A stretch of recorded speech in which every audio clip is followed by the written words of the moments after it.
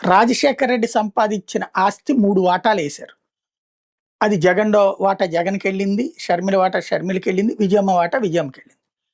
కానీ ఆ తర్వాత రాజశేఖర రెడ్డి సీఎంగా ఉన్నప్పుడు నువ్వు వ్యాపారాలు పెట్టి సక్సెస్ అయ్యావు కాబట్టి, దాంట్లో గూడా నాకు వాటా కావాలని అడిగింది షర్మిల. సరే అని ఒక రూ. 200,00,00,000 క్యాషు 40% వాటా ఇచ్చాడు. అయితే ఆ క్యాష్ ఖర్చయిపోయింది. ఈ వాటా ఇచ్చిన ఆస్తులన్నీనేమో ఈడీ అటాచ్‌మెంటు, సిబిఐ అటాచ్‌మెంట్స్‌లో ఉంది. తను ఒక పార్టీ పెట్టి నడపాలనుకున్నప్పుడు వేల కోట్లు కావాలి కాబట్టి, ఆ ఆస్తి అంతా నువ్వే అట్టిపెట్టుకొని నాకు డబ్బులివ్వమంటే అంత క్యాష్ ఇవ్వలేనని చెప్పినటువంటి సందర్భంలోనే అన్నకి వ్యతిరేకమైంది షర్మిల. ఆ తర్వాతను చూసుకుంటే ఇక అక్కడి నుంచి అన్నకి వ్యతిరేకంగా మాట్లాడటం, ఓపెన్‌గా మాట్లాడటం బిగిన్ చేసేటప్పటికి తన వదిన